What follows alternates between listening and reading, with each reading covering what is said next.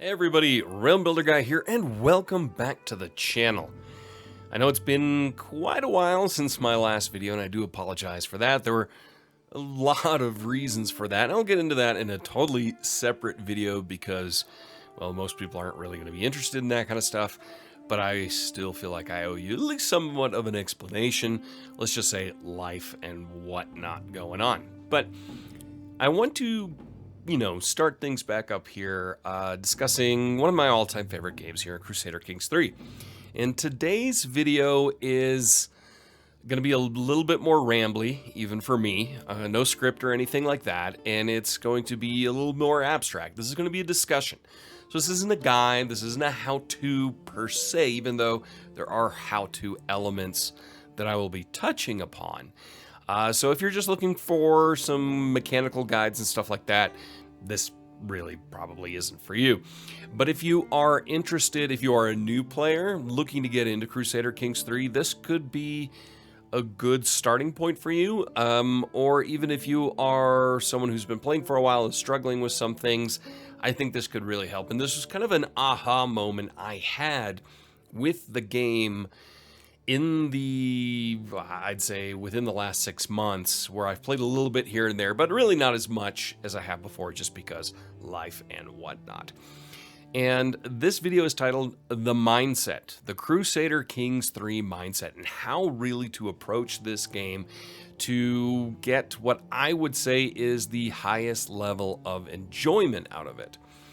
And for that, I will put out a disclaimer right away. If you are a power gamer, min-maxer, optimizer type player, and if you don't know what that means, that basically means you are playing the game to quote-unquote win it. Maybe not, I mean, you immerse yourself into it, but you're looking at every single modifier you can eke out in every situation for a given mathematical outcome, which is really what it is at the end of the day, to quote-unquote win at Crusader Kings 3, then this is not the video for you, because that's also not how I play Crusader Kings 3, or honestly a lot of games, including something like City Skylines. But I think if you've been a subscriber to this channel, or you've watched a few of my videos, you kind of get the idea that that's not really how I play. I definitely don't play optimally. I play in a certain style. That style is a little bit more, let's call it roleplay heavy, a little bit more historical-ish. I mean, the game kind of messes with history to no end once you hit start, but there are ways to play this game and to really eke out every bit of enjoyment that Crusader Kings 3 was designed for. And I'm going to touch on just the general mindset, and then specifically with two distinctly different types of realms that you can run, or families, or whatever. So first off, what I want to talk about here is just the general mindset for Crusader Kings 3 to really get the most fun out of it as I see it. Now, this may not be your version of fun, but it's my version of fun, and this is my channel, so I will talk about my version of fun. And that is really to lean into your character, i.e., the ruler you are playing at a given moment. And that is, you look at the personality traits, as well as some of these, let's say, core attributes down here: your diplomacy, martial, stewardship, intrigue, learning, and prowess, as well as you can see here King Philippe of the Capet dynasty, vengeful. He is generous, he is compassionate, and he is bossy. Now, immediately we see that vengeful and compassionate, it's kind of an odd little thing there, but you have, at the bottom, you have this small statement here that tells you exactly what it means in a roleplay sense. Up here, you can see all the math. Okay, these are all your modifiers.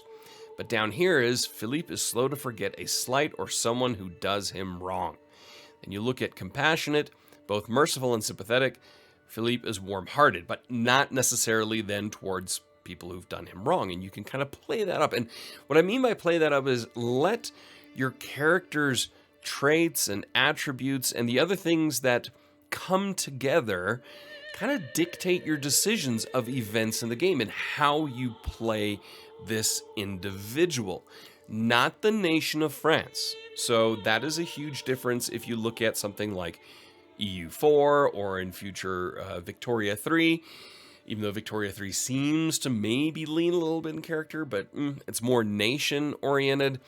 Or realm stuff in Stellaris and so on, where you're really looking at the macro picture of your realm, empire, or whatever it is, versus the micro picture of your individual character. Crusader Kings 3 is designed and developed to focus on this person here to the left, not this abstract notion of a nation state, because in the Middle Ages, nobody thought in nation states. In fact, nobody thought in terms of nation states for the most part until, I would say, at the earliest in the 18th century. You got a little bit in the 17th century, but it's really more a early modern and modern period development with the greatest emphasis on nation building really into the 18th and 19th century. But in the Middle Ages, nation wasn't at the forefront of most people's thought process. It was dynasty.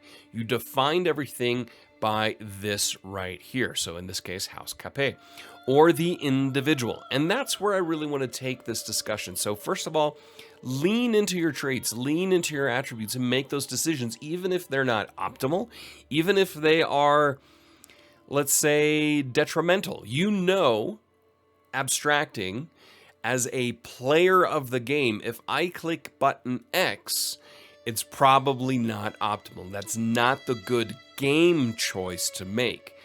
However, I would say ignore that.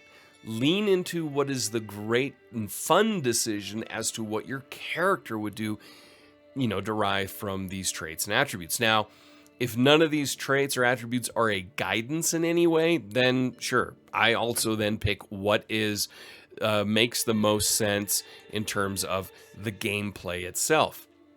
But for the most part, I try to lean into these aspects, everything you can see right over here. That for me is the most important way. That is how I lean into and play the game and really derive a ton of fun. Why? Because, you know, Crusader Kings 3 is not a predictable game, but if you play it optimally towards the math of the game, there is a predictable outcome at the end of the day, because you're always going to go down certain trees and traits and things like that. You're always going to lean into certain things because that is the optimal, the best thing to do to get a certain mathematical outcome. However, if you lean into the traits and attributes and things like that and the historical context, it is a significantly less predictable game, which is what I enjoy. If it's predictable and I know guaranteed outcomes, I know where this is going to end, I get bored and I won't play. That is for any game that I play. There's a little bit there, aside from maybe, you know, poker or something like that. But for games like strategy games, I like to do that. Even with games that aren't designed to be role-played, like EU4 as an example, or Strategic Command, I still tend to do that. I look at certain aspects, I decide beforehand what the story arc is that I'm going for, and lean into that and play that way. That immediately will shift how the game plays out for you and how you react to it, because it's, yes, you the player, but is also the character. You become way more immersed in the actual story that is unfolding before you on your computer screen. And I find that really enjoyable, because then you'll have playthroughs of this game that you'll actually remember, because you go, oh my gosh, I still remember when this and that happened. Now, it's not as shared of an experience as, say, playing Dungeons and Dragons or Pathfinder or anything like that around a table with a bunch of friends, but hey, you know, if you record this stuff for YouTube to mock you, like I do at times, there are certain memorable moments where you go, wow, that was actually kind of cool. Whereas if you just play to a predictable outcome, you're just trying to beat the game again, and there's nothing inherently interesting there that sticks around. So that's the general mindset. Now I want to speak about two specific types of mindsets. First of all is feudal government, and then I'll go into tribal here as well. So first of all, if you are feudal, you look a lot at dynasty, at your house, and growing your house, and the importance of the house.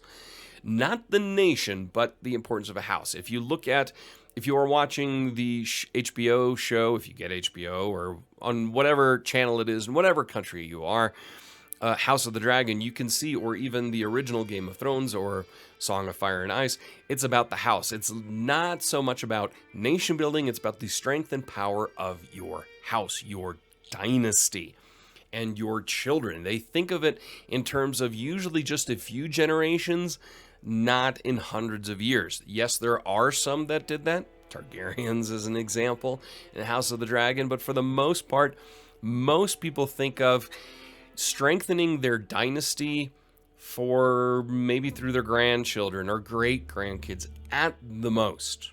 At the most. That is as far as they could see it in a more, I'm not going to say fatalistic society that the Middle Ages were, but a significantly shorter-lived society that we had in the Middle Ages. If you think of it in that terms, you will be less frustrated when you lose borders. Now, if you're trying to complete a certain achievement, okay, that's different. You're playing different, but I'm not talking to you, the achievement hunter. I'm talking to me, the role-playing gamer, when it comes to this game. So if you lose some territory down here, yeah, that's going to be frustrating, but you're not going to get angry and chuck the game, because in a dynastic sense, you may be doing other things that really help you. Maybe putting your children on different thrones across Europe and building your dynasty that way, and it'll come out generationally much later versus the instant gratification of losing territory. So that is one way that I would say looking at feudalism. Now, the nice thing is that a feudal government, you have the full tech tree and advancement tree and laws and so on that you can go down and really grow your power base that way, bit by bit, generation by generation, century by century. So the long game is a completely different one than if we talk about tribal. So let's head over to a tribal government real quick. So if we talk about tribal, then your mindset is different than feudal. Now, you could say, I want to get to feudal because then I can develop further the tech of my individual nation and so on. I mean, if we go here, here's your faith. If we go to your culture and your culture development, your fascinations, and so on, how you can develop that over time, your innovations that you can do, obviously they are limited by your tribal. You need to really advance it, you need to become feudal. But if you look at your innovations amongst being tribal, you know, here you've got a few that you can still work on, but you are significantly more limited, also in terms of your succession. Now, oftentimes if you play tribal and you stay tribal, your ruler conquers, say, all of this, all of Scandinavia falls to Sigurd's snake in the eye. Fantastic. And you have already 3 children, but what if you've got 10 kids, 5 kids, and then you die, and then it splits up the realm significantly? That is very typical in a tribal playthrough. Now, you can game it that doesn't happen. You try to solidify as much as possible under a single heir, but there are game mechanics that do pose a problem for that. But if you instead go into it with a different mindset, that you are thinking about yourself as an individual. I mean, think of it just in terms of Temujin or Genghis Khan, however you want to say his name.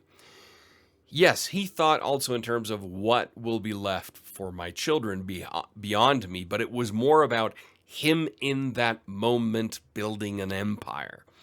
And that, if you approach a tribal playthrough that way and you say, I don't even want to go feudal, maybe late game, maybe mid to late game we'll switch feudal. That's fine, because historically you can actually justify that in the evolution of time, that it went from tribal society more to a feudal government. I totally can jive with that and think that's a legitimate way to play and a ton of fun, because historically it makes sense, development-wise and so on. But if initially in a tribal playthrough, you tend to think of it more as a generational, a single generation game, where you're trying to build as much as you can for that one individual character in a tribal society, and then let the chips fall where they may upon death, and then you pick up the main heir after that, well, then you can spin into an entirely new storyline and story arc in which you play, trying to regain the lands of your forefathers and expand upon it, become even greater and more legendary than your forebears. I think that is not just a fun way to play a tribal playthrough, but it actually lowers the frustration barrier when it all falls apart inevitably. Again, I've done a few tribal playthroughs, both off camera and then on camera, that you've seen where you get to a point and you're so close and then, it just all falls apart. Now, we were trying to achieve a certain goal, but then we just kind of moved that goal a little bit differently with the next generation, but think of it more in individual generation and not dynasty and house. Feudal is dynasty and house, whereas tribal, you're thinking of the individual character mainly, maybe their kids, but that's where it kind of stops. It makes it less frustrating, more gratifying, and then, like I said, eventually, here we're in 867, maybe in 200 years or 300 years down the road, you take your kingdom or your realm that you've built and shift it to feudal, because that's what most people did. You shift also your religion, not because of gamifying it, but because it, makes sense. Everybody around you has maybe become Christian, and you go, let's become Christian as well. Or you say, no, we're going to push against that and keep the old faith. That is, no matter what, we will stay with the old faith. That is a cool thing to play into. But then I would also look at these traits, because maybe an heir comes along where these traits define that that's not exactly what they would do. They would be, maybe more inclined to become Christian or whatever faith that's dominant in a region, and lean into it that way. I think these are the types of mindsets that you can go into with Crusader Kings 3 to give you maximum enjoyment over the long haul of this game versus quick frustration and then dumping it after a couple of centuries of in-game time and just cycling through. However, if you instead think of it more as a role-playing experience where you lean into your characters and then keep those two things in mind for feudal versus tribal, I think that will really enhance your enjoyment of the game. I know it has for me. Let me know down in the comments how you tend to play Crusader Kings 3, what kind of mindset you take depending on what type of playthrough you're doing, and in general, your attitude towards the game. I know there have been a few new additions, Fate of Iberia and Friends and Foes, since the last time I did one of these videos. I'm not going to go into the mechanics of those. You've probably already seen them. Others have done them. But let me know what your thoughts are on CK3 now 2 years in. Are you still really enjoying the game? And please don't forget to hit that like button. Until next time, I'm Realm Builder Guy, and I will talk to you soon.